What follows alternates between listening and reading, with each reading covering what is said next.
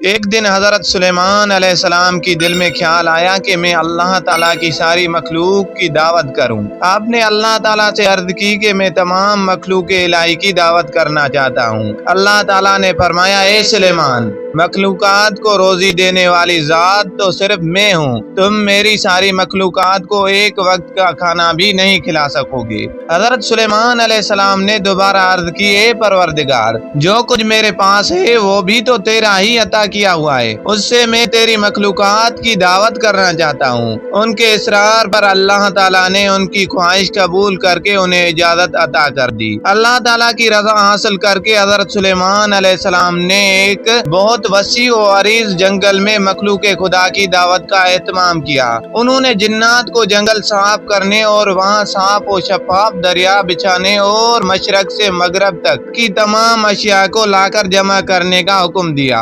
آپ نے ہوا کو حکم دیا کہ فرش زمین کو اٹھا کر فضا میں مہلک کر دے تاکہ ساری زمین پر بسنے والی مخلوق اس دعوت کا خاص نظارہ کر سکے۔ آپ کے حکم کی تعمیل میں سنگ خارا کی نہایت وسیع 7 لاکھ دیگوں میں کھانا پکایا گیا۔ جب کھانا پک کر دعوت کے لیے تیار ہو گیا تو ایک مچھلی نے آ کر حضرت سلیمان علیہ السلام کی خدمت میں عرض کی، یا حضرت، مجھے بھی آج حکم ہوا ہے کہ آپ کی دعوت کھاؤں، اس لیے مجھے کھانا کھلائیے۔ حضرت سلیمان علیہ السلام نے فرمایا، یہ سب کھانا اس دعوت کے لیے ہے، اگر تو صبر نہیں کر سکتی تو بسم اللہ پڑھ لے اور جو کچھ تیار ہے اس سے کھانا شروع کر دے۔